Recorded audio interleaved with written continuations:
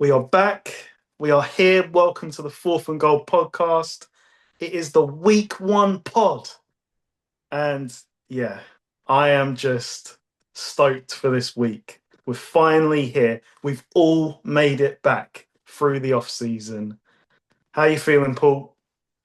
Yeah, couple of days out. We're recording this on the Tuesday. Cowboys Eagles Thursday night. Still got some fantasy drafts to enter. Still got some bets for tonight, but gonna have a deeper look as well into player props. Closer to player props are out, but they'll continue to be released as we approach the start of week one. Yeah, just excited. There's a lot of off-season stories to see where they go. Rookie quarterbacks, Travis Hunter, new head coaches, new offensive coordinators, Micah Parsons with the Packers. Yeah, it's going to be. I can't wait. I just can't wait. Let's just go straight into it. Week one game picks. First game to open the season. Cowboys at Eagles. What are your thoughts? I think the Eagles, provided they don't start slow, will crush the Cowboys.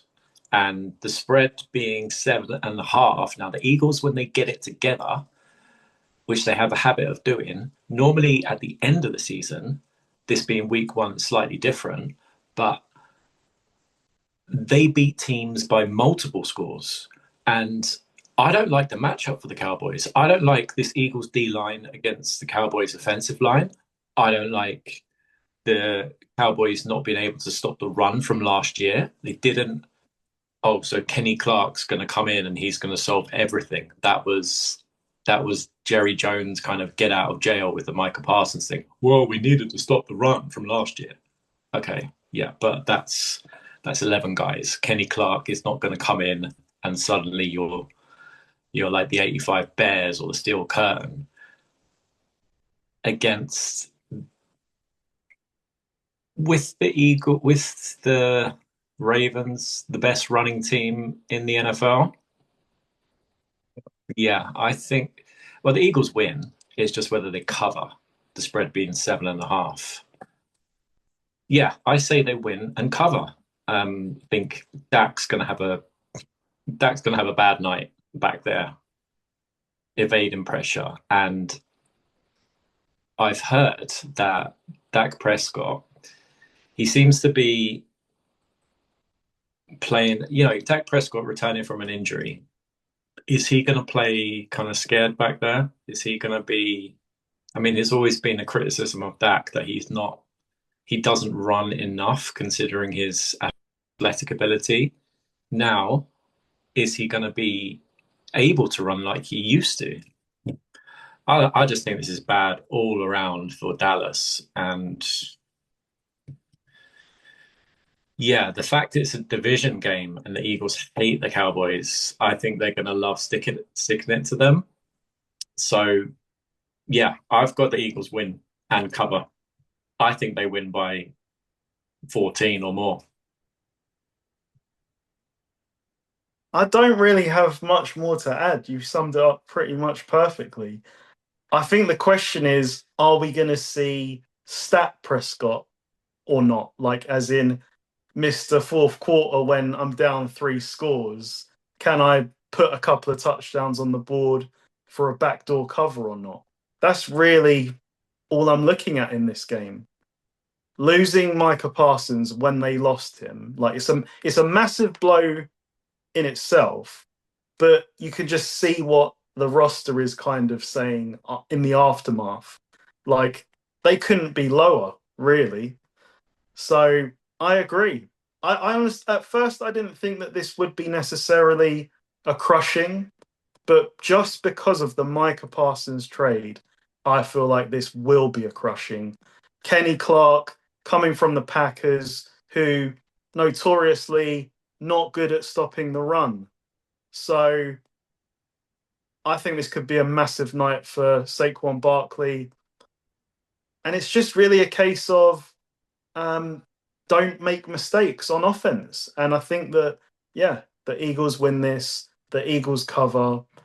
and it sets the tone for another disappointing season for the Cowboys.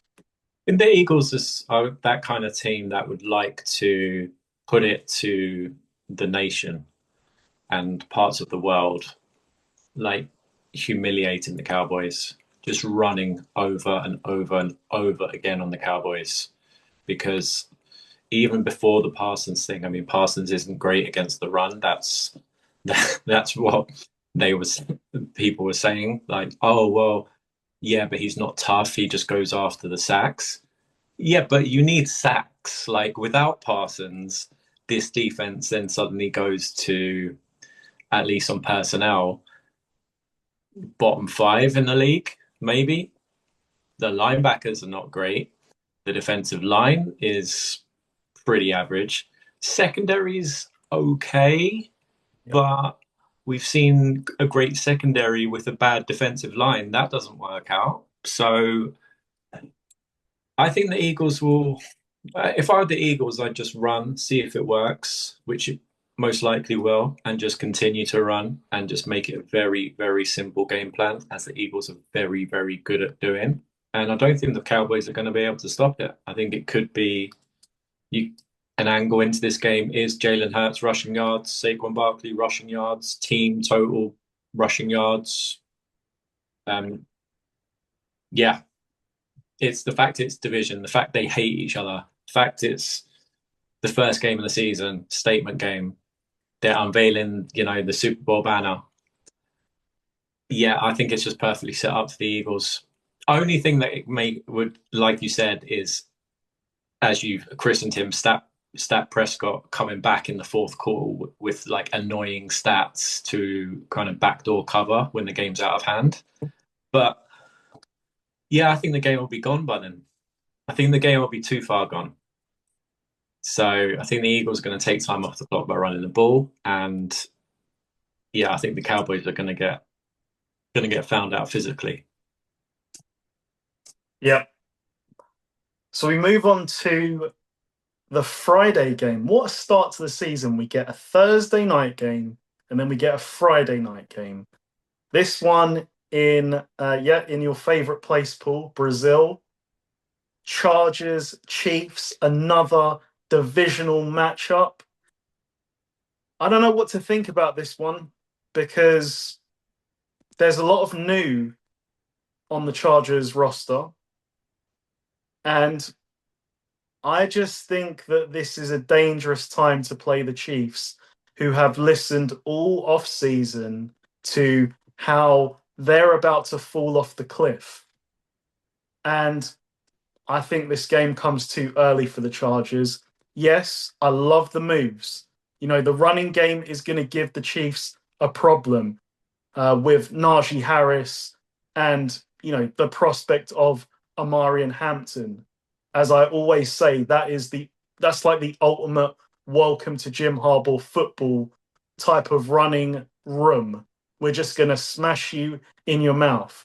And then that leaves Herbert, pretty much if you establish that run, that will make life a little bit easier for Herbert in the passing game. But I just think the Chiefs are still the Chiefs. And yes, okay, they couldn't protect Mahomes in the Super Bowl against the number one defense, against, probably the best front seven in the league. The Chargers are coached up by Jim Harbaugh. This isn't a superstar-laden defense. And I just think that as much as I love my man Jim Harbaugh, he's going up against a fierce coaching team in Andy Reid, and I don't know why I've forgotten his name, but the defensive coordinator of the Chiefs. Steve Spags. Spagnuolo, exactly. And I just think the Chiefs will do what they usually do in this game. The Chargers will take the lead at some point, and the Chiefs will slowly grind away and, steal it away from them. Yeah, I don't really want any part of this game from a betting perspective. If I have to make a pick, which I do, I'll pick the Chiefs. tried and tested. Like you said, interesting point that they hear every single season. Oh, but the Chargers are up and coming. Oh, the Chargers are everyone's darling, everyone's favorite pick, up and comer to win the division because it's boring just to pick the Chiefs. Yeah, but there's a reason that the Chiefs win this division every year because, like you said, the coaching staff and the quarterback, and that can overcome a lot of things.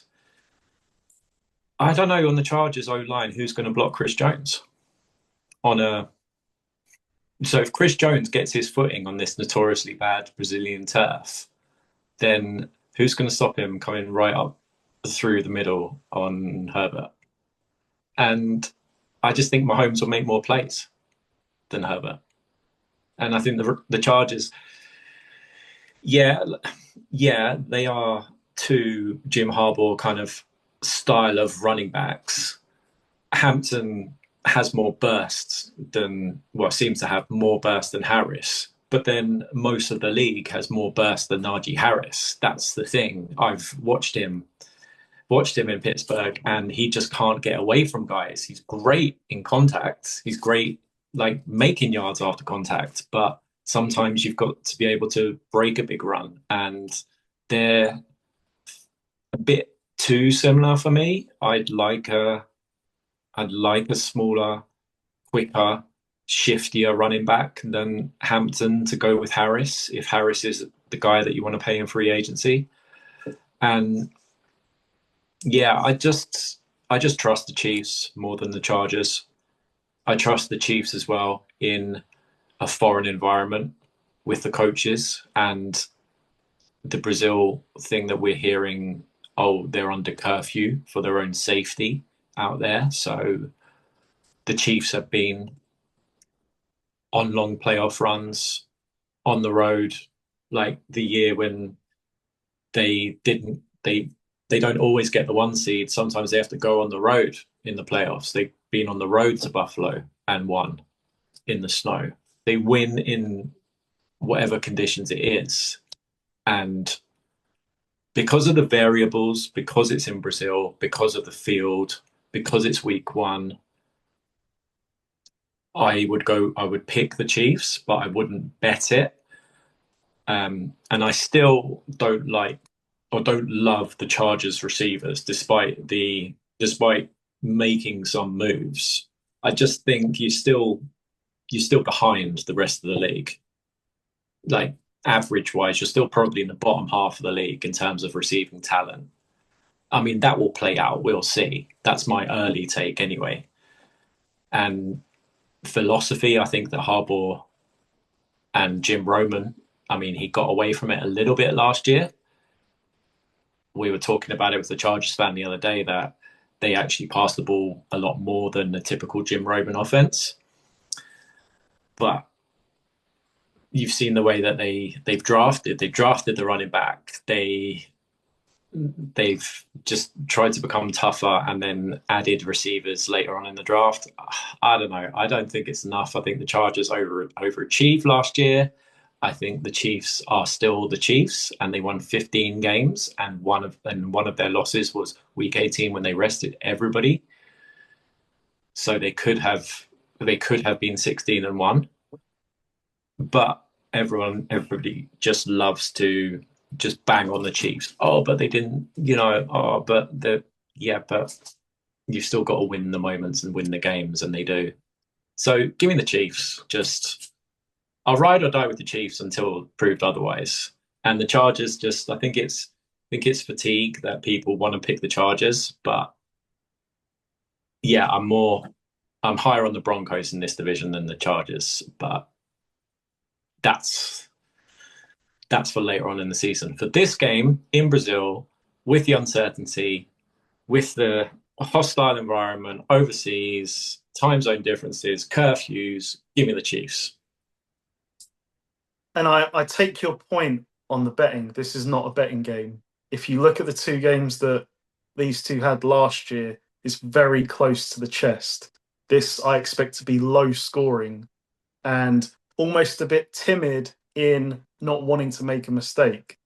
But yeah, we're both riding with the Chiefs. Yeah, and like don't wanna be commentator's curse or anything, but just hopefully, will it be in the back of players' minds the Jordan Love things from last year? Will Yeah. they be a little bit, more careful of their footing? You can't play football like that. But yeah, it's just really hope he comes out of this one. Yep. Stuck between a rock and a hard place with how you go about this game. Well, the NFL is going to make money, and they haven't signed the contract long term with Brazil, which is why we're here. So, Okay, so now we move to the 1 p.m. slate on Sunday. Bit of a change of pace with this game. The Cardinals at the Saints. What are your thoughts, Paul? so the Saints are the worst team in the league, so we're hearing. And when you look through the roster, you have to agree. Like there's some old guys on defense. There's a pretty good offensive line. It's probably the worst situation. Possibly the Colts rival it or the Browns at quarterback. And they're playing the Cardinals who have a habit of kind of losing these sorts of games and then beating teams on the road that they have no business in beating. So yeah, the Cardinals are a dome team going into a dome. It will be loud. I I think the Cardinals win, don't cover. I'd pick the Cardinals to win, but not cover. I just wouldn't want. I would never trust the Cardinals to cover a big kind of spread. But it's Spencer Rattler at quarterback, so I can't even pick the Saints to pull off an upset. I just can't do it. Cardinals are a better team, better coaching staff. Yeah, give me Arizona to beat the Saints. Yeah, I mean, Spencer Rattler, I think I'm right in saying this. Hit in the Spencer Rattler era for the Saints, the short era, they're 0-8. He's They not haven't one. won a he hasn't won a game. Wow. So is Kellen Moore the danger is obviously new coach. Will Kellen Moore come up with some tricks to get this offense going? I don't know. I agree. I think the Cardinals win, but I don't have a strong opinion on it in terms of trusting the Cardinals. So it is one of those where I think you thread the needle. Cardinals win, but I'd say Saints cover. But please don't touch this game. No one bet on this game. It's And just nobody watched this game if you're not a Card. I mean, it's a shame because like the Cardinals have pieces, but it's far from complete, and they are inconsistent, as you've said in the past. Okay, we move on. Panthers at the new look Jaguars. So this is it. This is like a massive game for the Jaguars, considering who they will play the 6 weeks after this game. They simply have to win this game. And it's at home. The Panthers are improved, but this is one of those on the schedule where the Jaguars have to say, we have to win this game. Because if they lose this game, who knows? They could be 0-7 by the time they get to, October. You just look at the talent. They've added Travis Hunter. And I think there's going to be a lot of attention on Travis Hunter. So what's that going to do? That's potentially going to open up my man, Brian Thomas Jr. on the other side. Remember me? I could see Brian Thomas Jr. having a big game in this one, just for the mere fact of the Travis Hunter factor. Trevor Lawrence, I really want it to work for you. Like I have tried to defend you for as long as I can, and I hope this is the year. This is the year that we sort of see, the good Trevor Lawrence. For the Panthers, I just look at their defense and I'm just scratching my head to say, what are you going to be? Can you can you do anything really? So as much as Bryce Young showed promise towards the end of last season, they've given him a new weapon in McMillan. I don't know if it's enough to even make this a shootout. So I think the Jaguars just have too much talent. And I know we say that a lot. The Jaguars have talent. Can they actually put it together? I think they will with Liam Cohen this week. I think they'll get off to a good start. Um, home to the Panthers, this is the type of game that you would want to have to kick off your season. And I say, yeah, Jaguars win. Yeah, I'm going to ride with my season-long prediction, which is Jacksonville Mm. to sneak into the playoffs as a wild card and to be annoying in the AFC South. And for that to happen, they absolutely, you said it, they absolutely have to take care of business against the Panthers.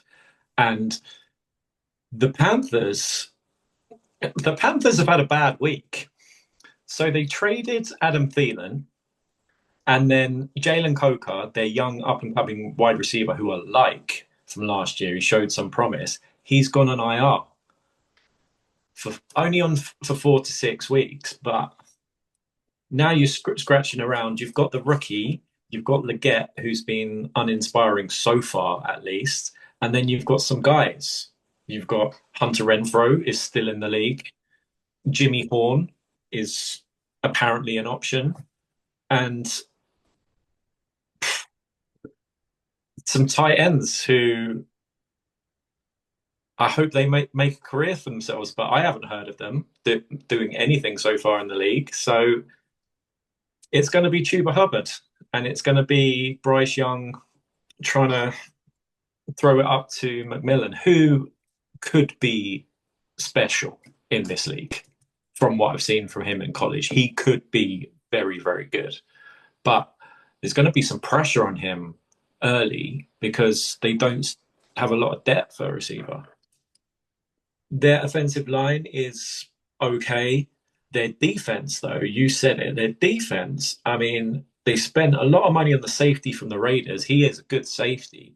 But like we were saying with the Cowboys, you have a pretty good, at least on paper, pretty good secondary. You've got a safety you paid big money for. You've got the corner. They paid JC Horn. JC Horn's a top corner. It just doesn't get a lot of press because he plays in Carolina. But who sacks the quarterback? At least the Falcons kind of owned their weakness and went after it aggressively in the draft. The Panthers went and drafted a receiver. And you probably could have got a receiver. Hopefully the receiver works out, but you could have got a receiver second, third, fourth round. And you need to sack the quarterback in this league, or at least be a threat to sack the quarterback in this league. At least like put him under pressure and make him change his first read or move off his spot. Yeah, there's a talent disparity in this matchup. But as you said, we have seen this before. We have seen this movie before with Jacksonville. Oh yeah, the Jags, they should. And yeah. But I'm owning my season-long prediction, and I'm going to say that the Jacksonville Jaguars win this game and they cover. The spread is 2.5, I believe. So I think if they win, then they will cover anyway. And yeah, I think they win. I think this could be a sneaky high-scoring game. Jags defense doesn't seem to matter who plays on defense. They concede points, and the Panthers, I just don't know who's pressuring the quarterback. So I think this could be a high-scoring game. As long as there's no kind of tropical rain down in Florida, then there will be pretty good conditions. 4 points. Yeah. Jags win, Jags cover, over on the point spread. The Panthers were like one of the worst run-stopping teams, if not the worst run-stopping team in the league last year. So my man Travis Etienne might go off, Paul. Are you still going on about that guy? Like a lot of fuss for 2 yards of nothing. Watch this space. Watch this space. Been watching him, I still haven't seen anything. Right, so we move on. This is a big one. The Bengals at the Browns. Now, 2 years ago, this was a week one game, and I picked the upset, and the Browns came through for me. Are they gonna pull off the upset? You've got to say it would be an upset again this time, Paul. The Browns. So the Browns' narrative is, Shador and the quarterbacks, and it's just a mess. But the Browns' defense is actually not terrible. It's pretty good. They have some guys. They still have Denzel Ward. They still have Myles Garrett, who's top 3 in the league. Could be defensive player of the year any given year. And he will be a problem for the Bengals, who haven't got a great offensive line. And Joe Burrow does want to stand back there. He doesn't really want to move. He can, but he doesn't really want to. He's not a Josh Allen. He's not Lamar Jackson. He's more a sit back and process and read the defense and pick you apart. He doesn't want Myles Garrett to be a problem in this game. And it's the Bengals in week one, and we've seen this movie before, as we were saying with the Jaguars. But so my way around this is just to say that I think the Bengals win and do not cover. So their sleepwalk into the regular season, which has become a yearly event, will result in a close win against the Browns. Interesting. Yeah, I mean, I've said it all off season. Joe Burrow era through week 2, they're 1-9. I'd like to think that this has been a tough off season for Joe Burrow and company. And I'm gonna lean on the side that something has, clicked in their minds this off season where there's surely got to be an emphasis on changing the slow starts. I'm looking at the Browns. They've gone with Flacco as their quarterback, and yeah, and it was a great story when he had that run, but at the same time, he threw a lot of picks, and I've just never been a fan of this Stefanski passing game. He's a run game specialist. So even against this defense, which I'm not really sure is going to be much better than last year, I hope for, Jamar Chase, Joe Burrow, T. Higgins' sake it is,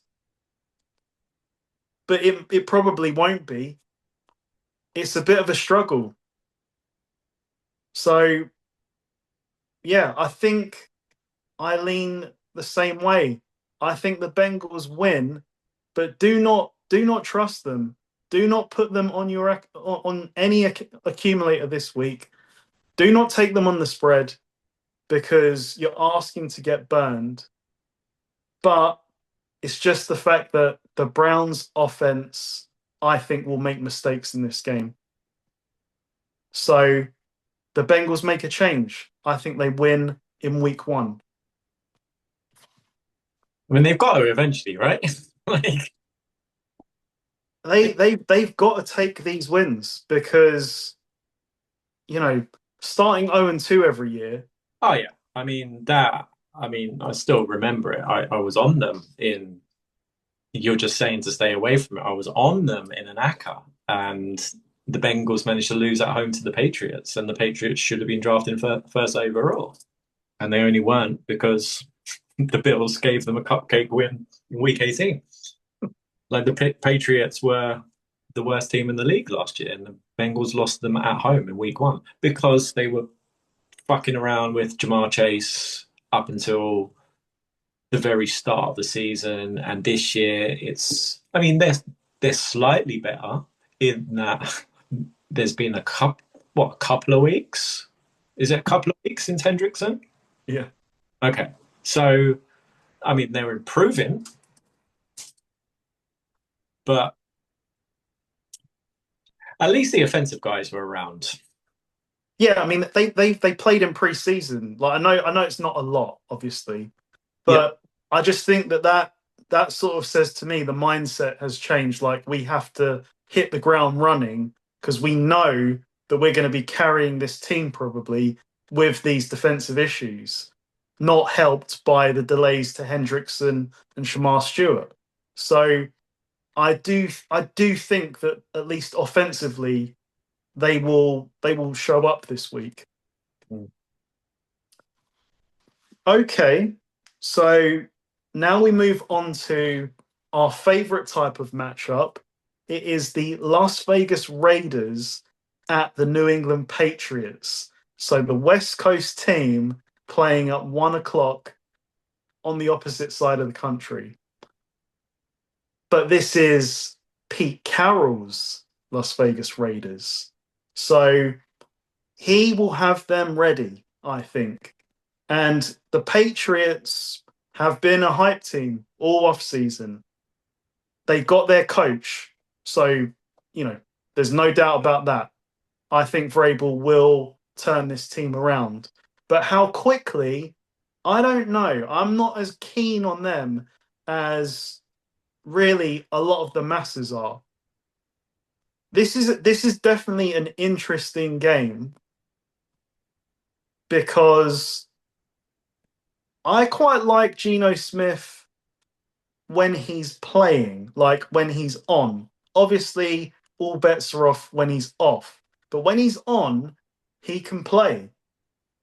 And they've got Bowers. They've now got Ashton Genty, who we're going to see if he can produce behind, maybe a questionable offensive line. The Raiders have a lot of gaps, like on defense, like Max Crosby can't do it all himself. But Pete Carroll he can have an impact, I think.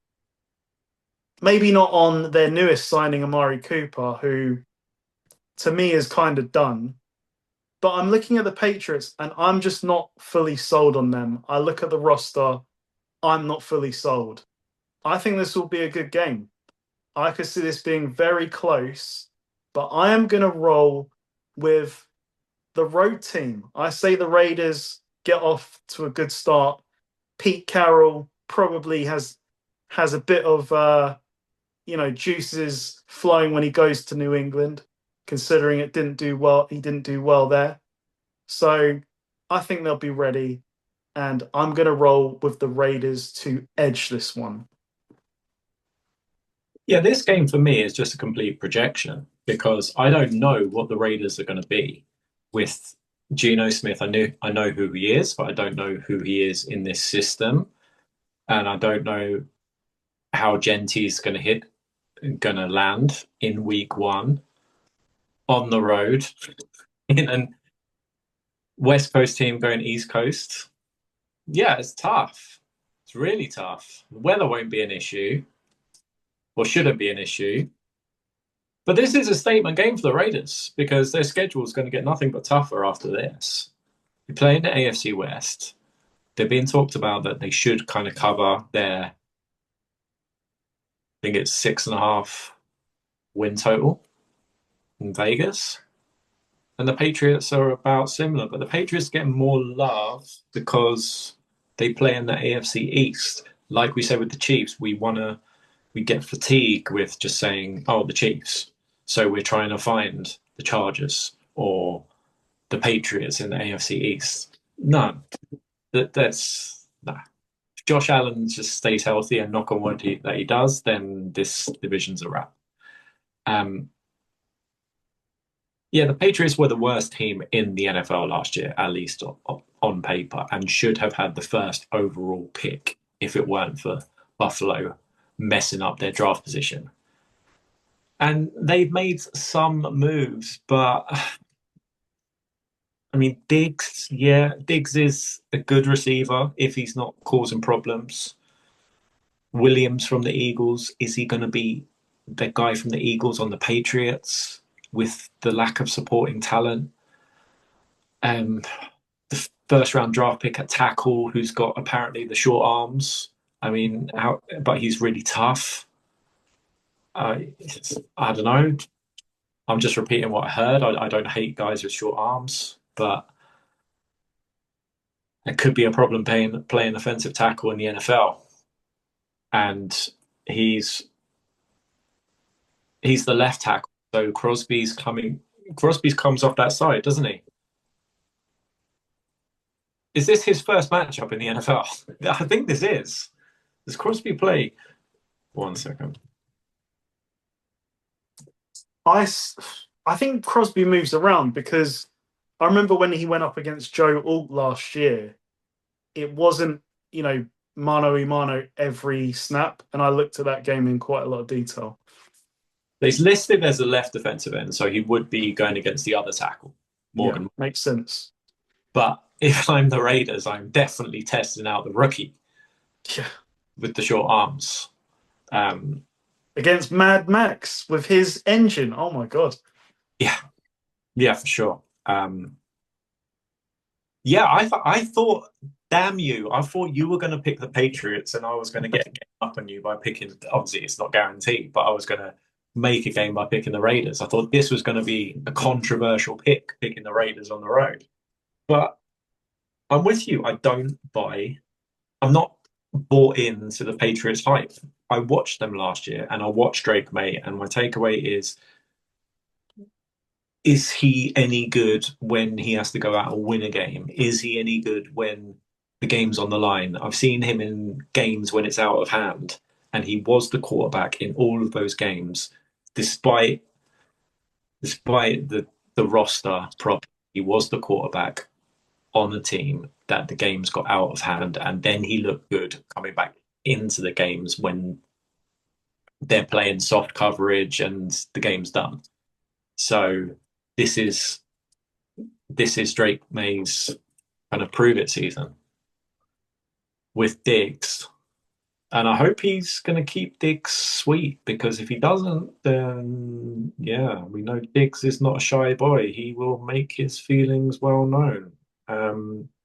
Yeah, give me the Raiders. I think Pete Carroll fairly it's going to be easier to get accustomed to a Pete Carroll kind of a scheme, be tough. I think that Pete Carroll is, despite his age, super organized, and that the Raiders were better than the Patriots despite playing Minshew and O'Connell at quarterback. And it's still Drake May with the Patriots, and they've made some moves, but I can't get away from the fact that they should have been picking first overall. So yeah, I need to see it with the Patriots, and I've seen Pete Carroll coach teams. He did take a while to get going in Seattle. He did have some losing seasons to start with, but a losing season 7-10 is a great season for the Raiders in the division that they play in, and their schedule is going to get tougher than this. And the Pete Carroll team is going to be tough. They're going to travel, and Genty, I'm just really excited to see Ashton Genty in this game. Really, really excited. It's been a while since I've seen like a college running back and gone, wow, really want to see him in the league. And I'm glad. There's no hate. I'm glad that he's on the Raiders, because I want the Raiders to be good. Like a massive brand in Vegas. It's good for the league if the Raiders are good. And despite me picking the Chiefs and kind of loving the Chiefs, not hating on the Chiefs, I want to see somebody really challenge the Chiefs down the road. And yeah, if the Raiders are good, fast forward a year, the Chargers and Broncos continue to improve, and the Raiders get it together this year. Next year could be amazing, the AFC West. Could be an incredible division. So, but they've got to take care of games like this in order for that to happen and them to have a good record. So, and I think they will. It's not a strong opinion. I wouldn't bet this game, but I just lean Raiders. I was going to say Oakland then. I lean Las Vegas Raiders. Okay. So then we have the Dolphins at the Colts. Um, the Dolphins, it's been a strange offseason, I think. Um, I don't think they really want Tyreek Hill to be there anymore. I don't think Tyreek Hill wants to be there himself anymore. And they've tried to make moves to get themselves, I think, tougher. We'll see if that pans out. The Colts, I don't really like the decision to go with Daniel Jones. I get that Anthony Richardson is probably lacking a bit of maturity in terms of his own development. But as you said previously, Paul, you you picked him at number 4 knowing he was a project, and now you're not seeing that project through. And if you had a legit starter, I'd say fair enough. But it's Daniel Jones. And what are you going to learn this season from Daniel Jones? Even if he has a good season, he's not your long-term starter. I'm sorry. So, with that in mind, it's week 1, and I think that Tua gets off to good starts in week 1. He often goes off in week 1, and I can see it being one of those. I think that the Dolphins, um, they are, they the start of the bang and then fade out in the Mike McDaniel era. So I think it's going to be one of those where they take care of this team who are, as I keep saying, mid. They are solidly mid, the Colts. Can they get Jonathan Taylor going enough? As you said, he's starting to get up there in age. He's still, really, really good. But I don't believe in Daniel Jones. And I will ride with the week 1 Dolphins. Yeah, same. I'm going to pick the Dolphins. I've heard that I've heard the story that, oh, but this is Daniel Jones' best roster. Yeah, so like I've seen this guy play. I've seen this guy play with Saquon behind him and just kind of make it to the wild card round and then lose, and that's his absolute ceiling. It's absolute ceiling. And Anthony Richardson, I mean, it's frustrating that the guy that you've drafted because he's got measurables like Josh Allen, that you're not actually seeing it through because you know who Daniel Jones is, but you don't know who Anthony Richardson is. And I just hope that he does get another chance in this league. And I saw Ballard as well. Like, sorry to go off on one about this, but I saw Ballard say, yeah, he is who we thought he was. We knew he was raw. We knew it was going to be ups and downs and a project. Okay. Why'd you pick him then? Yeah. I mean, my take away from hearing Chris Ballard is that he's just screaming to get fired for this because you have been in charge of this period where you've gone like just stopgap quarterbacks from Rivers to Ryan to Wentz to Minshew to Brissett to. I know Andrew Luck walked out on you and you weren't prepared, but those guys weren't. The Colts are like a slightly, and I'm not saying the Steelers are successful, but the Steelers make it to the playoffs. The Colts are like slightly, almost like going through the Steelers method of having slightly above average roster, but can't figure out the quarterback. And you're just going year to year to year since Ben retired and since Luck retired. And this is the NFL. At some point, you just got to reset and just go, right, We're going to own our mistake. If it is a mistake with Richardson, and then it is, then at least we're going to draft high. At least we're going to have a high draft pick. And I'd be so frustrated if I was a Colts fan. But there's got to be something. There's got to be a reason. He's got to be a complete and utter nightmare in the locker room or something for this to have happened. I mean, the entitlement of saying that he was tired, benching himself. We never saw in public, at least towards the end. We never saw in public Antonio Brown until he was on the Raiders. We thought, yeah, he might be a pain in the ass, but we never saw it. Like Richardson actually came out and just said, "Yeah, I was tired." So, but they made up their mind when they gave Daniel Jones like above average backup, like really good backup money. They said this was what they were going to do. Yeah. So, but yeah, sorry to go off on one about that, but yeah, this game, yeah, I think the Dolphins could be better than people think. I know I've heard that they had a terrible practice and like a combined scrimmage where they were getting pushed around and yeah, I don't know. Show me it when it counts. Show me it in a competitive game and it's in a dome. Don't have to worry about the weather. I don't think the Colts are going to scare you with Daniel Jones. He can't push the ball down the field.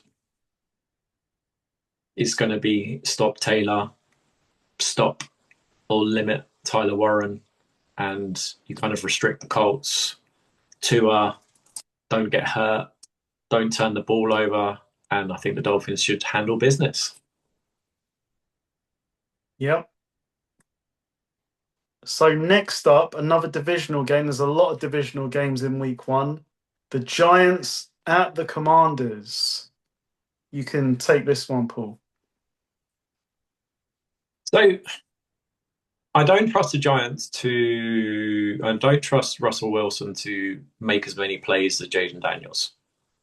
That's just my first takeaway from this game is, yeah, the Giants D line could be a problem. The Commanders have tried to make moves to fix their offensive line, Tunsil, and just, yeah.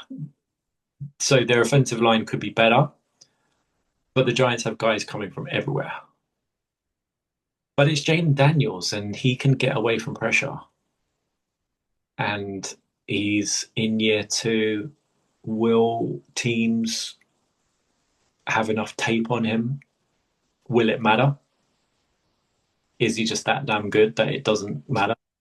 I mean, we've had years and years of tape on Lamar Jackson, and that's still not working out. Getting worse, if anything. Yeah, but there is that thing with Lamar Jackson and the NFC that they don't see him regular enough. Yeah.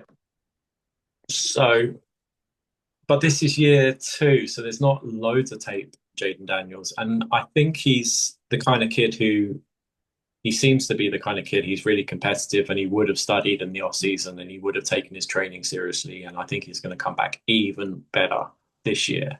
He's got his guy McLaurin back, got Debo over the middle now. Another year with this coaching staff, good coaching staff as well in Washington. And it's Russell Wilson. And I just don't think he's going to be able to score enough points to keep up with the Commanders. I think Commanders win, Giants cover.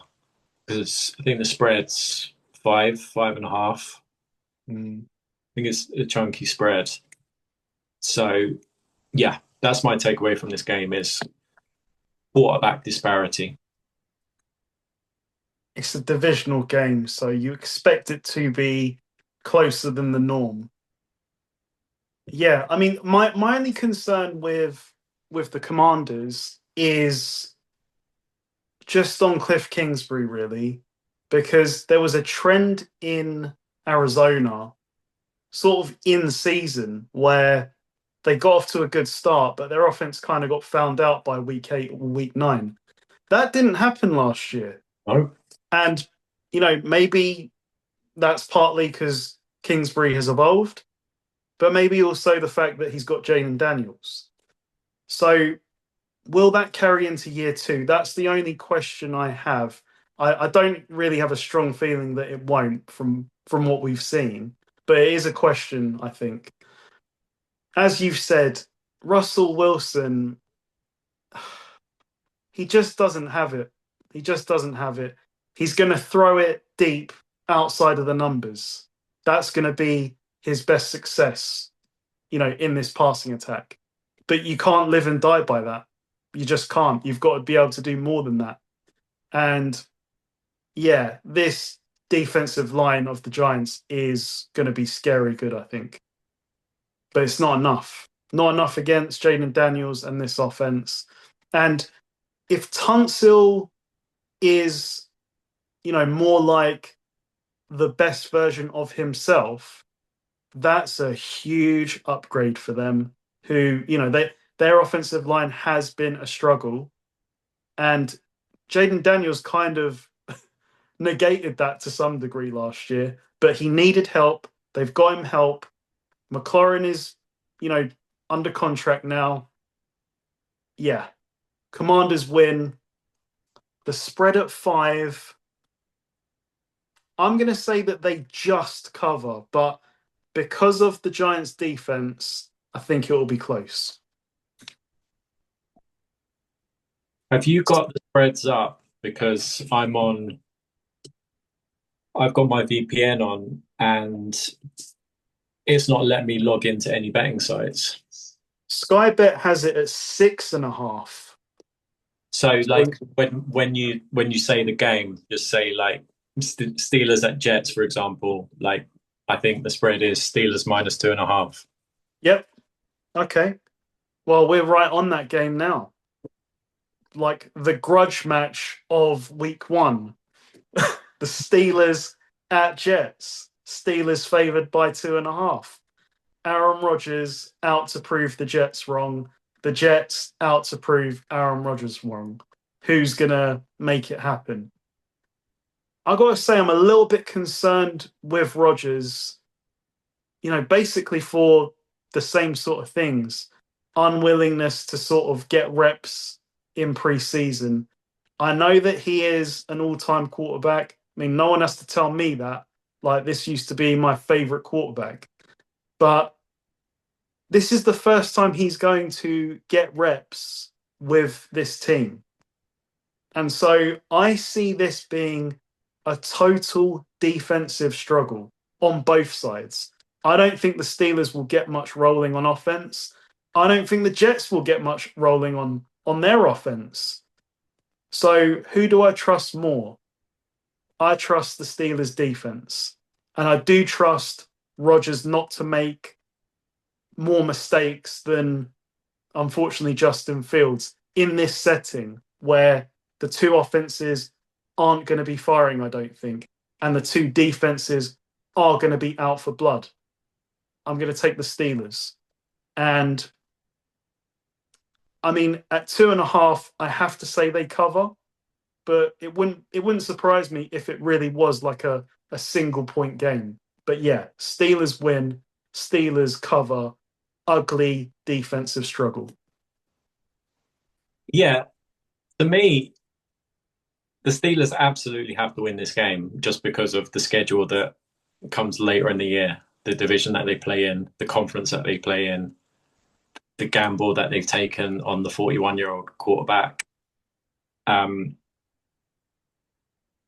yeah, I agree with you that it's Aaron Rodgers wants revenge, but is he capable of taking revenge at the age of 41? I saw him taking reps at practice today, and they were doing like the cone drill.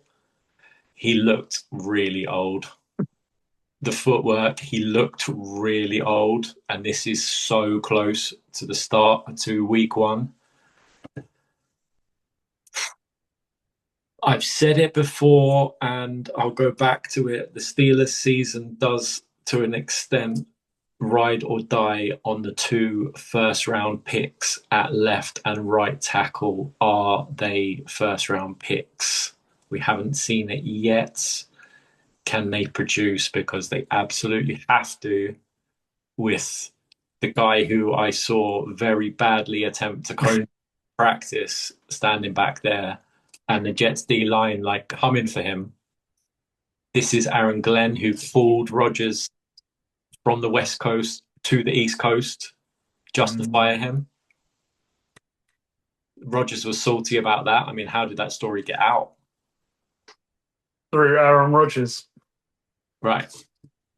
So, but Rodgers is going to be salty. That's guaranteed. But I don't think he's capable of taking advantage because he's not up to speed. He wasn't, yeah, he was a year removed from an Achilles, but at the start of last year, he was not good. He got it rolling a little bit towards the end, but it's the same thing this year. He's been away, hasn't really practiced, come back and started to practice, and the practice reps don't look great. The spirals that he throws in practice do look incredible. The guy can still throw, but it's not practice. It's not a three-step drop and DK Metcalf's wide open and let's throw a beautiful spiral over the shoulders of DK Metcalf. No. You have Myles Garrett coming at you and your offensive tackle just can't handle him and you got to get rid of the damn ball. The Jets, I haven't paid a great deal of attention. Just hold my hands up. Haven't paid a great deal of attention to the Jets this offseason because I imagine this to be a project, and I think they're going to be a pain in the butt for a few teams just because they're Aaron Glenn. They're going to play tough.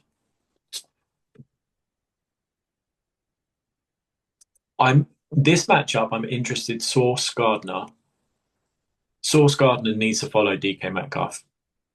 If Sauce Gardner just stays on his side, that's a huge, huge problem. But Aaron Glenn played corner back in the day, came from the Lions where in that defensive scheme where they play aggressive man-to-man, like bump and run coverage. He wants his corners to press the receivers at within 5 yards. So that's a real matchup. I'm interested to see that Sauce Gardner against DK Metcalf. And I'm really interested to see my running back, Caleb Johnson, and are they going to give him opportunities? Is he going to hit the ground running?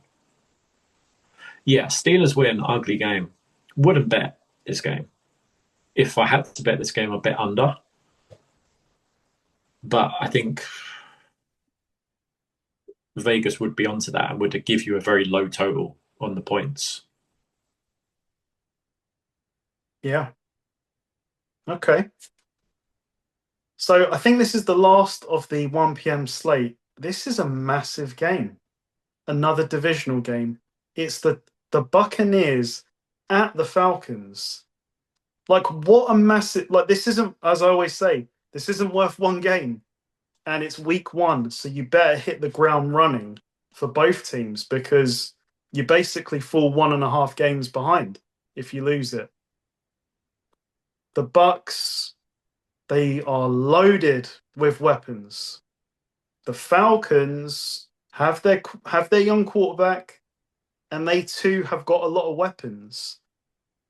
And the Falcons they've tried to address what one of their big problems is, which was their defense and rushing the quarterback. We're going to see if these gambles pay off. This was a crazy game last year. It was a Thursday night game. And I think Cousins threw for like 500 yards. It went to overtime. And yeah, the Bucs should have won that game. So are they coming in for, sort of revenge for that night? It's just a massive game. And I don't know which way to go. I honestly don't. So I think I'm going to go with the more stable team to me, which is the Buccaneers. It's scary with Baker because he can be really hot and then in a blink of an eye, he goes cold. But I just think they've got too many weapons and the Falcons defense this game probably comes a bit too soon for them. They probably want this in like week 7 or week 8. So because of that, I'll pick the more stable team. I'll ride with the Buccaneers. The spread is 2.5. I think, yeah, in favor of the Buccaneers, who are the road team.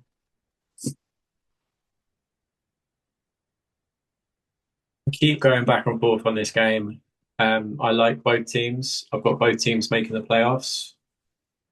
I think the Bucks win the division, win 10 games plus. I think the Falcons win 9 games plus. I think the Bucks do have enough to win the division, but they could drop this game. Wirfs and Godwin were taken off the pup list, but they won't play. That's big. Can the rookies for Atlanta change their historically bad pass rush? That was terrible last year, but at least they've owned their mistake. At least they've owned it and they've gone for it. I don't know. If you're betting this game, I think you're mad. I think you're crazy. I think you're crazy. Like, I wish you good luck, but this would not be a bet for me. It's a props game. Yeah, yeah, it's maybe a points game. I think it could be an over game. Um, Bucks are good at stopping the run. Atlanta want to run the ball. Bucks don't have their superstar offensive lineman. Falcons have 2 rookies that are going to start in the quarterback. It's Baker, so therefore it's a 400-yard game with 3 touchdowns and no picks, or it's 150 and no touchdowns and 2 picks. That's Baker. But I'm going to pick the Bucks because, yeah, I've seen more of the Bucks than I have of the Falcons, and I think these 2 teams are going to be good later on in the year. I think it's a shame that this game is week 1. Yeah. Really do think it's a shame that this game is week 1 and the Chiefs Chargers. I mean, I know the NFL that like they want to make their money and they want to get their TV rights and all of that. They want to get their viewing figures, but come on, just save these games for when teams are really rolling, like later on in the year. Like just have out of conference games in week 1. Like don't have Bucks Falcons, the 2 best teams in this division. Same thing with Chiefs Chargers. Like this Eagles Cowboys. Huge repercussions. Yeah, yeah, it's too early, but I've seen more of the Bucks, so I picked the Bucks. But do not bet this game. Do not bet this game from the side. Do not bet this game from the spread. Like, if you do, then I just think you're just asking for trouble. Bet this game from a player props kind of angle. Yep. Okay. 4 p.m. slate. The Titans at the Broncos. What a start for Cam Ward. Will this be an upset, Paul? Like, I don't think maybe we've picked the Raiders to be the upset at the Patriots. It's not a big upset. This would be a huge upset. Yeah, this would be a monumental upset. Even if Cam Ward has a great first start, this is in Denver, in Mile High Stadium, with that defense, that coaching staff, Vance Joseph and Sean Payton, and a lot of talent on defense, and not a lot of offensive weapons. The Titans want to run the ball with Pollard and Spears. Don't think you're going to run on Denver all that successfully. And besides Calvin Ridley, who's going to go over 1,000 yards this season, by the way, because he's their only guy, their only worthwhile guy anyway. I think this could be a welcome to the NFL kind of moment for Cam Ward. And I don't think this is going to be close. I think the Broncos are going to crush them. But times are going to get easier for Cam Ward than this weekend. And yeah, I just see the Broncos just winning by multiple scores. The Titans' offensive line is going to have a long, long day coping with this Denver pass rush. And they've got Pat Surtain, and they drafted the kid from Texas. And the other corner, I forget his name, is pretty good as well. So they've got three pretty good corners and a pass rush against a less than Titans offensive line and a rookie with a new head coach. Well, not a new head coach for the team, but a new head coach for this quarterback, a new scheme on the road, hostile environment, the line are struggling to hear the play calls. This is a welcome to the NFL moment for Cam Ward. And yeah, there are brighter days ahead. This is not a bright day for Cam Ward. I think the Broncos are going to crush the Titans, and I think this is going to be at least 2 scores. Wow. You said it. Welcome to the NFL. I have nothing more to add other than Cam Ward will not be defined by this game, but no. I see a beatdown. Well, he could be defined. Imagine he comes out and he plays an incredible game. More than likely in defeat, but he goes toe to toe with the Broncos defense. And he plays.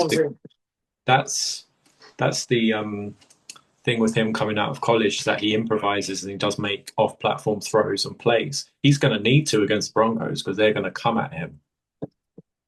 Yeah, and 2 years ago, I'm pretty sure we were saying the same thing about CJ Stroud, who was going into Baltimore in week 1. Yeah. So, yeah, they lost that game, but even that performance, I remember thinking, "Cool, he hung in there. He gave it a good shot." Yeah. So, yeah, let's see. Yes. What a battle-testing moment. Yes. At Denver. I think it's a no-lose. It's a no-lose situation for Cam Ward. Just go out there and just give it to the Broncos, and just because you're expected to lose, but it's going to be the manner of the defeat. And what a defense to be tested against in week 1. You can shrink in the moment or you can rise to the moment.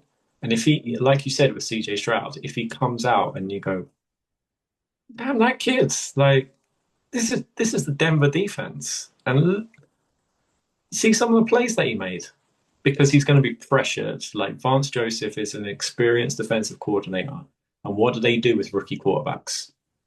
You go back like Belichick's record against rookie quarterbacks, and even my guy Tomlin's record against rookie quarterbacks. Like, they feast on rookie quarterbacks.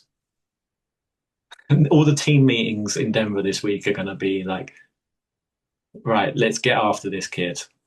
Let's really, really get after him. And the offensive line is not good enough to protect him enough.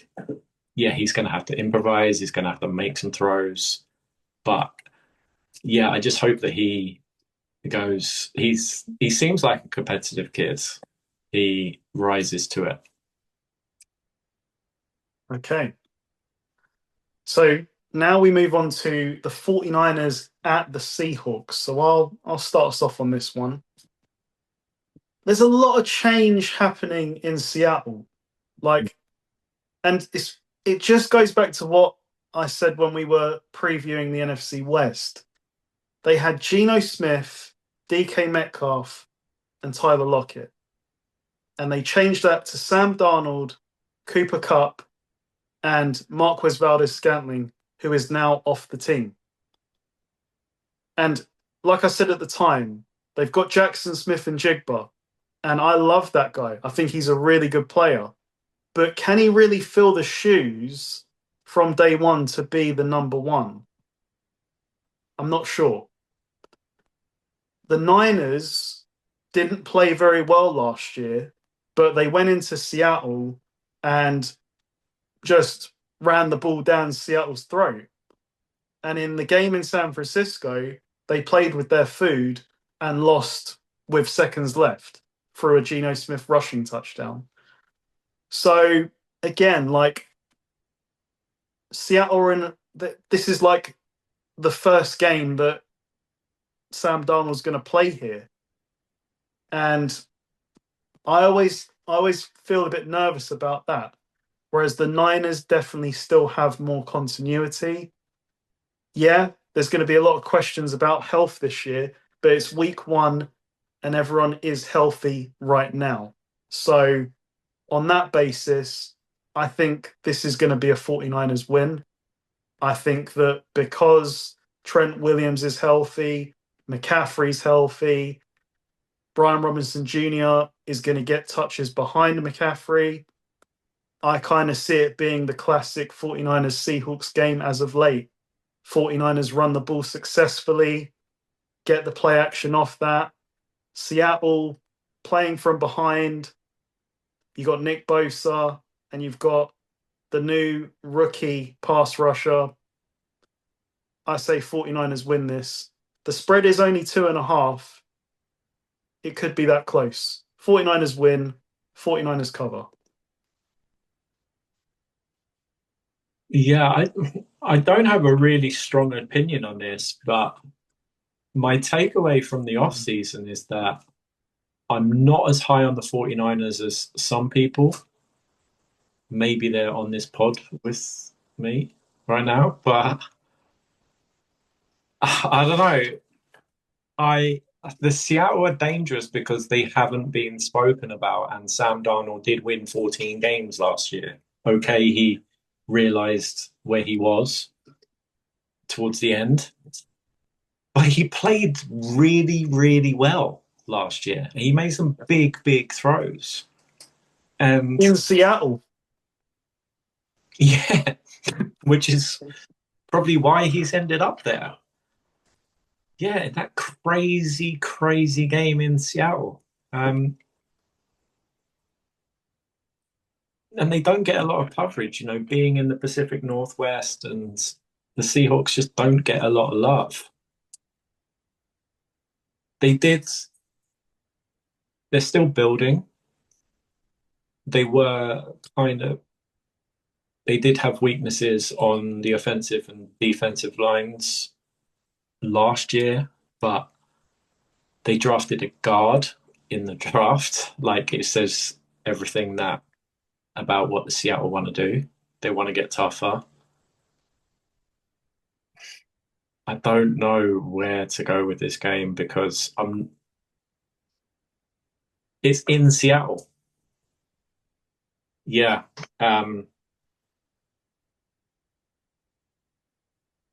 I think this is going to be really close. I think it could go either way. So on that basis, I'm going to pick the Seahawks. Just Hey. on the basis that, yeah, I really like the running back. I really like Kenneth Walker. I think the offensive line is getting better. I like second year with Mike McDonald and this defense. This is the ex-Ravens defensive coordinator. And the Seahawks defense was pretty good last year. I think that it'll be even better this year. They still got a good secondary.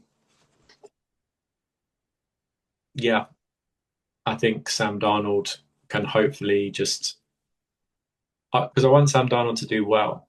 I want him to continue because this is a high draft pick and he seems like a really good kid. And I want ex-Jets quarterbacks to go on to not be traumatized. And this is the guy who's forever be remembered with the phrase, "I'm seeing ghosts out there." So I kind of undercover route for that guy to.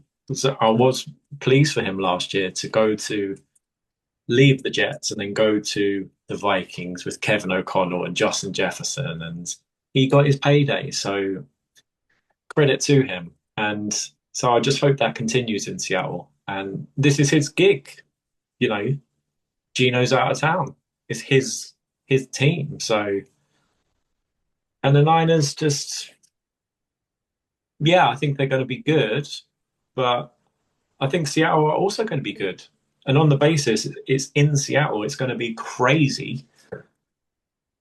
Home opener in Seattle. It's going to be wild. So yeah, I don't know. This is a coin flip game. Don't bet this game, but I've got to pick a side, so I'll pick the Seahawks. I think if Seattle want a point of attack, my nervousness is around the interior of the defensive line. We could not stop the run last year. So the key to success, I think, is getting Kenneth Walker going early, in between the tackles. I mean, you probably don't want to run outside on the 49ers, but that interior is a question mark, a big question mark, I think. So if you can expose that, that will open everything up for Sam Darnold. If you can't, then I think it's going to be a classic 49ers ram it down your throat game. Yeah, and the 49ers, like you've got you've got some superstars on defense, but then you've got the whole rest of the defense is all young guys. Yeah. So you don't really know who they're going to be.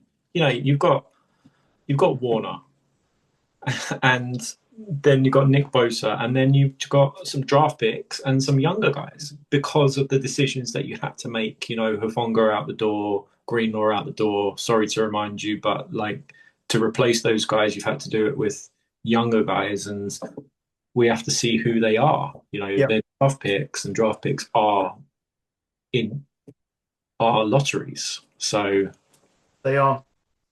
I'm just excited to see my man Nick Martin. That's the guy that, I think I'm more excited to see him as I think a second or third round draft pick than our 11th overall pick. I'm excited for this guy, so watch out. What a game this will be. Lions at the Packers. Do you want to kick us off on this one? yeah, again, why is this game being played in week one? It's just a shame that this game is being played in week one. Like the same with the Ravens and Bills. NFL just have out of conference games week one. Just just do it. Please. Just don't have divisional games in Brazil. Don't have divisional games overseas. Period. That includes London, and I'm broadcasting from London. And don't have divisional matchups that could count huge in week one. The Lions have Hutchinson back, who was on pace to break the sack record and be Defensive Player of the Year. Like he was crazy last year before he got hurt. And the Packers have Mike Parsons and a really good roster.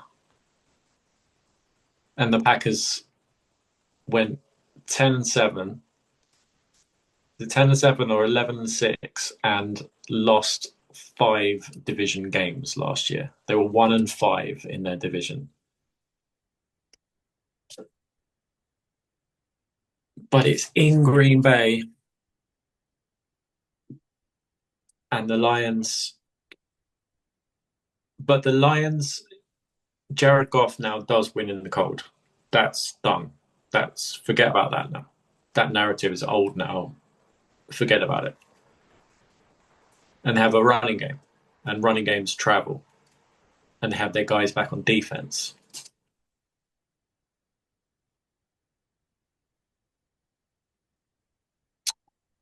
I don't know. Like you, this is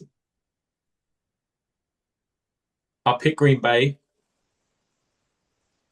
with looking ahead to, I think they are my pick to win this division. And for that reason, they have to have a better record in division than 1-5. But I'm not confident about it. I'm going to watch this game, but I don't want to have a piece of this game money wise. Player props, player props, Gibbs rushing yards against your favorite run defense. Um, yeah, but I'll pick the Packers. I'm excited to see this game. I think it's going to be great. I wish it wasn't week one because I'm patient enough to wait until later in the season for these games. We're all just excited that NFL's back in week one. We don't need to see a division game in week one. Give us one blockbuster, but make it an out of conference blockbuster.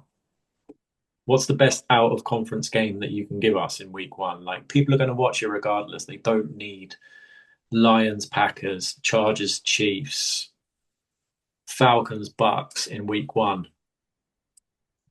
Packers, not a confident pick. Have a look for a player prop kind of bet. Okay. I think the Packers have a problem because, as you said, this isn't a great run defense. And what have they now done?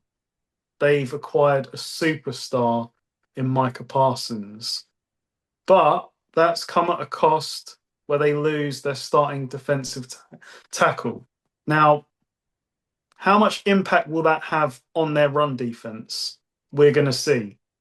But I'm just struggling to see how they will improve that by losing Kenny Clark. So I think this is just a bad matchup because the Lions' offensive line and this two-headed monster of Gibbs and Montgomery have been feasting on the Packers for a couple of years now. And so I think that's going to continue on Sunday. I think Gibbs will have quite a big game, and Montgomery is going to complement him by having a great game for a second running back. And as you've said, they get Aiden Hutchinson back. They've kind of had Jordan Love's number as of late as well. So I definitely would not be confident to bet that. This is going to be a close game, I think. But I'm going to side with the Lions. Do you remember the Jordan Love pit at the end of the first half in this game last year? That killed the game. Yeah. They weren't playing well, but that really sort of like exclamation mark, this game's done. Yeah. So he cannot do that this week. That's the thing. He can't make those kind of rookie Jordan Love mistakes. He needs to be Michael Jordan Love, aka the guy that scared me to death in that playoff game at the 49ers. Okay. You get your wish, Paul, because we get a blockbuster, like out of conference game. The Texans at the Rams. I think this is this is what you asked for. This will be a great game. Two really, really good teams. And I'm really struggling. I really don't know who to pick. It's in LA. So you'd think that would give the Rams an advantage. SoFi Stadium, probably not really that intimidating though. No. But the Rams are really good. Like, there's no denying that. Adding Devontae Adams, so it's Adams and Nakua versus Stingley Jr. and Lassar. Man, I think this will be a really, really great game. Really great game. Because on the other side, you've got Nico Collins, healthy now. and they've got a rookie receiver. Is it Higgins, who is a speedster? They don't have Tank Dell to what would be another explosive weapon, and they don't have Joe Mixon. So we're going to see Nick Chubb and see what he's got left. Because last year it definitely was a shell of himself, rightly so, coming off that horrific injury. So they say year two is always better. We're gonna have to wait and see. They've lost Tunsil, and I look at their line. I don't know. The protection was awful last year, and as you've said all off season, this young Rams defense is only going to get better. I think this will be a shootout. I could see this being one of the highest scoring games of the week. I'm not sure how good the Rams offensive line though is. And you've got Will Anderson and Daniil Hunter on either side. I'm going to go with the Texans. I don't think that you can make a strong argument for it. I think this will just be a great game, and it might be kind of last possession wins. I'll take the Texans. I'm going to pick the Rams, and it's purely based on that Matt Stafford is healthy, and the talk was they've given him the off-season off because he's a veteran. He might have a bad back, but he's been playing hurt his whole career, and Yeah. he was great at the end of last year. And they were really, really good at the end of last year, the Rams, as we saw.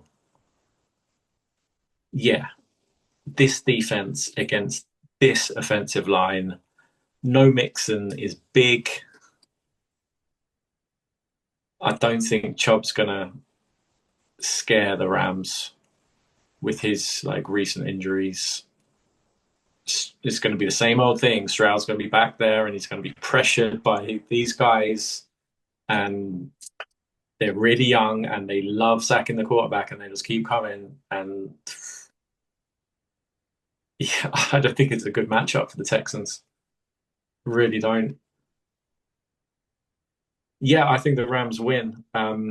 They do have a habit of starting seasons slowly, but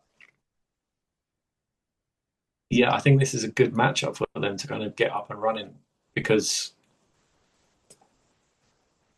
yeah, I think the Texans, they have five guys. They have five okay guys, provided they don't have an injury. But if they have one injury on this offensive line, it could all completely fall apart.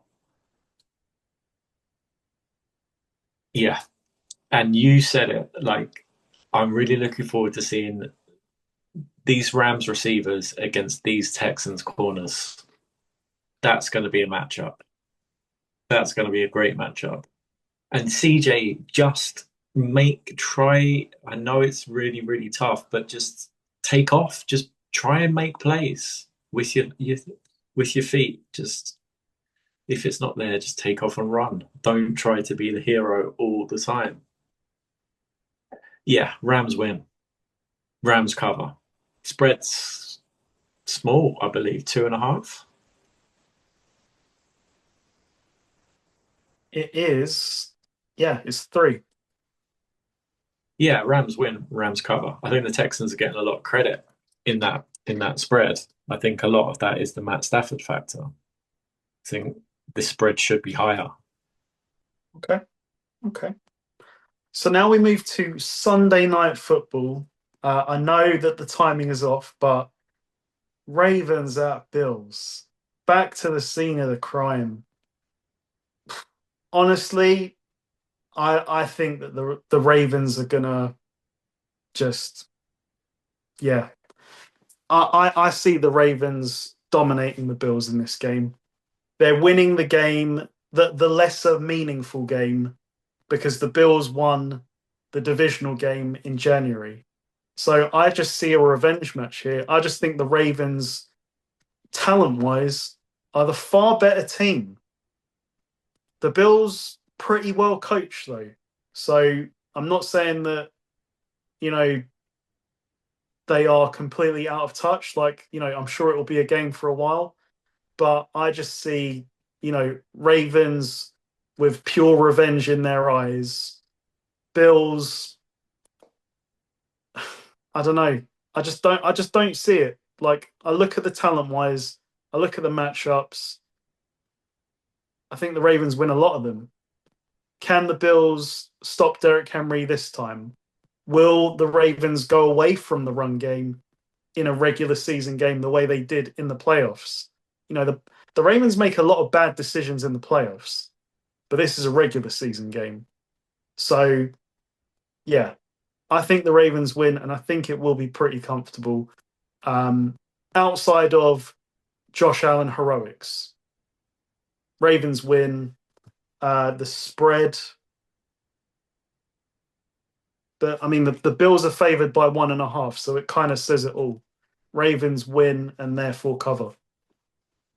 Yeah, what a game. This is regular season Ravens, and this is regular season pissed off Ravens with pretty much everybody coming back, adding some guys in the draft, again, having a spectacular draft. And the Bills just still, you're still looking at this roster going, oh, they just need a bit more. Yeah. Regular season Ravens handle these kind of games, and that will continue for me. I think this is a bad matchup early for the Bills. Ravens kind of lose games that they're not supposed to, like against the Browns and against the Steelers, but against the Bills, they are going to be motivated to stick it to the Bills after what happened last year. And if you played that game, that playoff game, 100 times over, I think the Ravens win 90 of those matchups. Things seem all right for the Bills. But this is the regular season, and yeah, I just have more faith in the Ravens and this roster and this coaching staff. And like you said, it has to be Josh Allen just takes over the game. Which he can do. He can do. He can. But that's tough against this Ravens defense. Yeah. So yeah, give me Baltimore, and therefore they cover because they're they're the underdog. Yep. Okay. Monday Night Football to end week 1. Another divisional game. Vikings at the Bears. Your thoughts, Paul? I mean, who knows with Ben Johnson? Who is Caleb Williams? Is he a first overall pick? Is he a bust? Is he just unlucky that he was in that situation? I don't think we're going to find out this week, but I think we'll have a good idea of, has Ben Johnson had any kind of impact so far? Word is quite good. Word is quite good coming out of the Bears that DeAndre Swift is apparently going to be a problem this year. And we know Ben Johnson and the running game. The tight end Loveland and the rookie receiver burden that they took.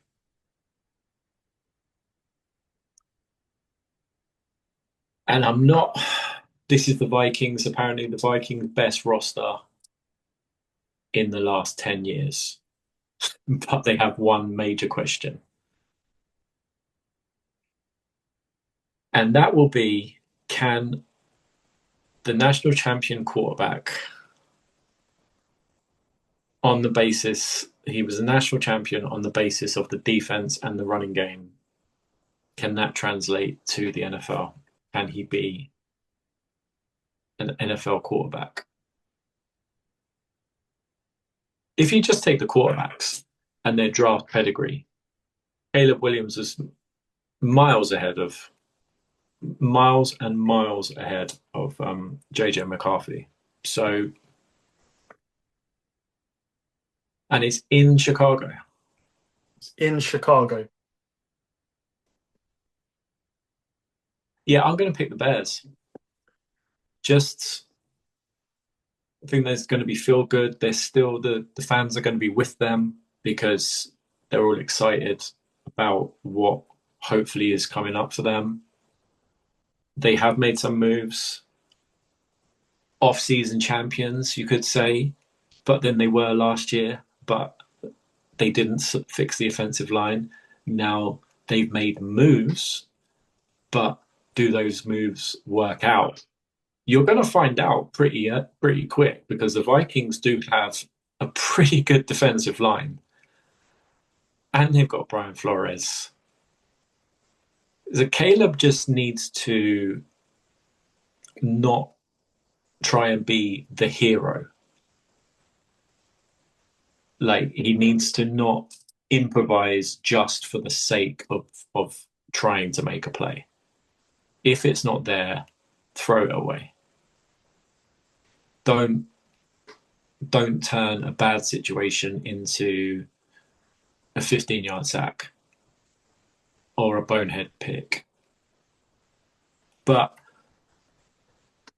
Ben Johnson would hopefully get that out of him, coach that out of him. Yeah, I'm going to pick the Bears. I'm not as high as on the Vikings as other people are, and yeah, I've just got a feeling the Bears win this. Okay. Brian Flores has had a lot of success in this league, but he has struggled against Ben Johnson. So the question is, how much of the run game is Ben Johnson? Is it more Ben Johnson or was it more that Lions offensive line and Jahmyr Gibbs and Montgomery? Because DeAndre Swift is not Jahmyr Gibbs, but we saw him be pretty productive in Philadelphia. So we'll see. Like you said, this is a we'll see kind of match. But yeah, like, how do you negate Brian Flores's crazy looks at the line? You get the run game going. So that is the key to this game, I think. Can the Bears get the run game flowing? Because if they do, Flores's defense is in trouble, as it has been in the past with Ben Johnson. I think I'm going to have to agree because this game probably comes a bit too early for JJ McCarthy. He'd probably rather be at home, at home against the Panthers, let's say, like Trevor Lawrence is. But he's not. He's going into Chicago, and those fans love their team to death. It's going to be a crazy atmosphere. So I'm going to side with the Bears because I am a Ben Johnson believer. And Caleb, while he took a lot of sacks last year, and I take your point, he can't be the hero here. If it's not there, throw it away. You've got Ben Johnson, believe in him. He didn't throw many picks last year. So I think that plays into this game. I think that the Vikings will lose the turnover battle and ultimately lose this game. So Bears win. So that takes us through our week one game picks. Very, very interesting week. I can't wait to watch these games. But I thought we'd move on, Paul, to a segment that helps, our audience with their fantasy picks this week.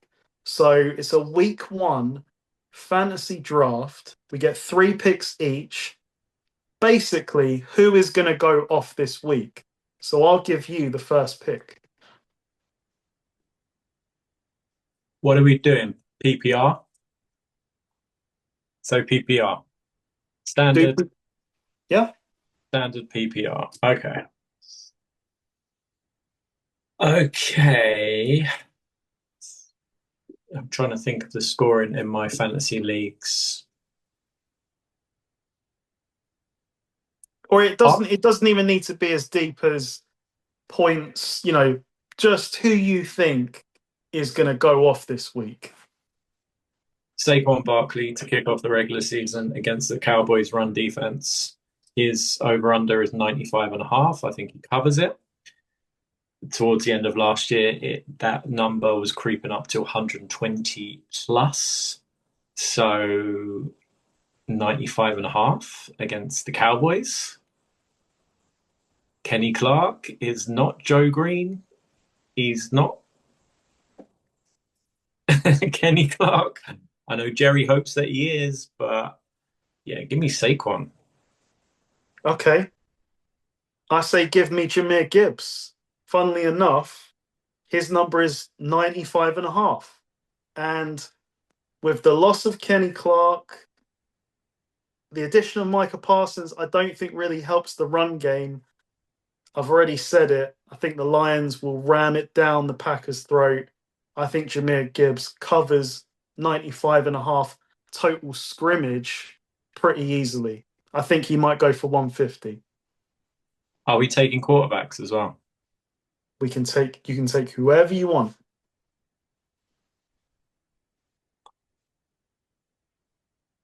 Um,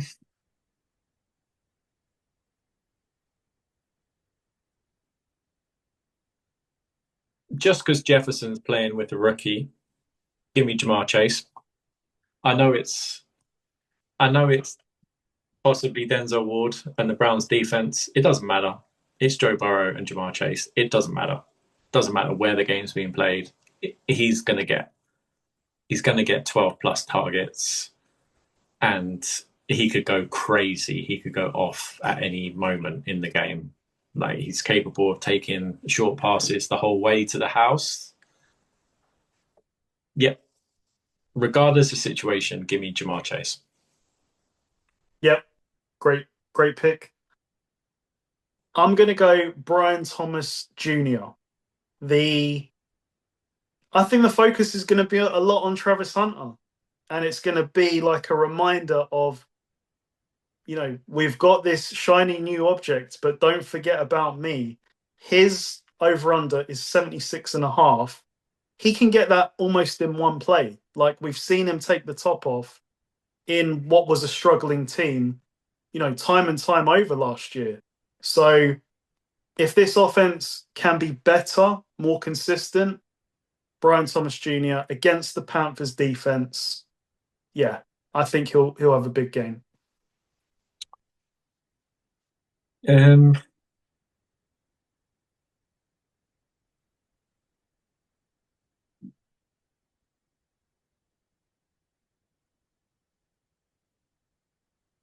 right.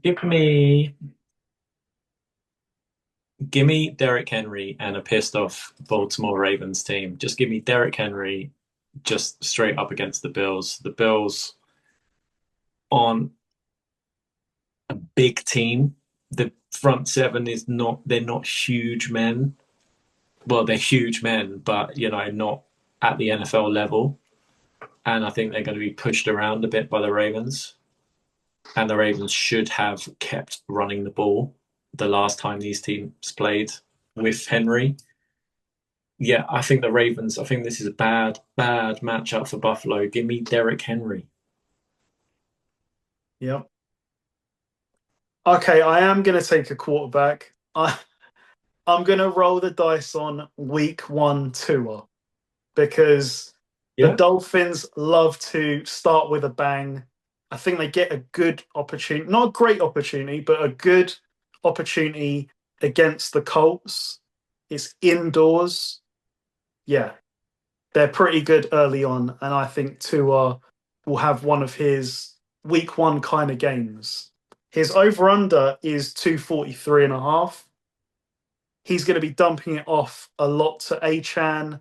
We're going to see if they get this this deep passing game going again with Hill and Waddle. But I think ultimately Tua will have a big game. Yeah, it's been historically profitable. The Dolphins, the Dolphins in September. You And know, then they fizzle out. yeah, if you look back, like we had the Dolphins in the top of our power rankings like a couple of years ago because in September, Mike McDaniel and drawing up these crazy plays, and they were unbelievable in some games. Yep. Okay. So that just leaves us with our last segment, which is our betting segment, my favorite segment. um, have you had any thoughts about a Thursday night football bet, Paul? Because I've got one for you. If not, Not, I haven't looked any further than Saquon Barkley and rushing yards and the I- Eagles cover. So if you have a more interesting bet, I'd love to hear it. okay. Well, um, Thursday's been my thing for a couple of years now, so I'm gonna start pretty aggressively. I've got a five-part bet. So it's Eagles money line. It is Saquon over 111 total scrimmage yards. Dallas Goddard over 20 receiving yards. And then this is where it gets interesting. I've got Dak Prescott over 250 passing yards and CeeDee Lamb over 80 receiving yards. And it is not what it seems to be. I am banking on this being a stat Prescott type of game where the Eagles are up double digits, and then in the fourth quarter, Mr. Empty Yardage himself, Dak Prescott, comes to life. That's the angle I'm taking. You can get that at 8-1 on Virgin Bet. Yeah, I love that. I love that. Like, you know that Prescott's going to throw to CeeDee Lamb. You know that. Yep. You know that he's probably going to go over 250 because Dak Prescott is in the top three in the betting market of total yards Wow. for the season. So, Mm. but he's not going to be top three in total wins. So that tells you everything you need to know about Prescott. It's just like you said, a lot of empty yards in games, and this is perfectly set up to be one of those games. Yep. The Goddard one, that's one catch. That could be one catch. One drag where they're, looking at AJ Brown, Devontae Smith, and Hurts throws to the open guy. Yeah, and Saquon, you know, that's the gamble with my bet rushing yards 95 and a half is that he has one or four catches for 60. Yeah, He rushes for 80 and he has four catches for 60. With the scrimmage, you're covered. So indeed. Okay. So this takes us to the new segment in Fourth and Gold this year. This is what we're calling the spin the wheel bet of the week. So we're going to spin a wheel and it's going to tell us what game we're going to build a bet for you, our audience, on. Okay. So I've got 7 games, Paul. So there we have it. All right. We've got red, Bucks at Falcons, pink, Panthers at Jaguars, purple is Ravens at Bills, dark blue, Giants at Commanders, light blue, Texans at Rams, green is Lions at Packers, and yellow is the 49ers at the Seahawks. I tried to pick the best games from the Sunday windows. So let's find out what we're going to be playing on. Light blue. So it is the Texans. That's actually not bad. That's not bad. So what I was thinking was you pick 2 things, I'll pick 2 things. I think that will get us to above sort of 10-1. So you can pick anything. Let's take a moment. Okay. Anything. Any. Anything. We're going to build a bet, a 4-part bet for, just a single game acca. So if we did four selections at around about evens, then we're going to get a really, really good return. Yeah, that's the point. Okay. But you pick the Texans, so we're going to disagree if I do anything Rams. That's fine. You make your 2 picks, I make my 2 picks, and we'll see what cocktail we come up with.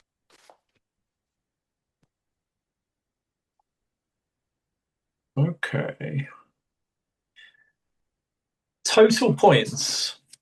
Texans at Rams over 44.5.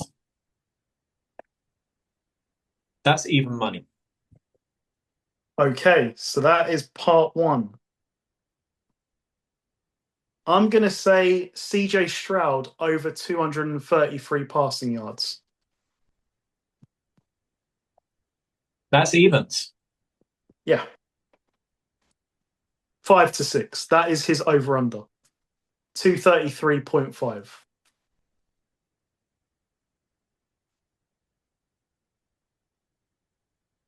Byron Williams, anytime touchdown. Oh, I like that. I like that. Let's see. 4-6.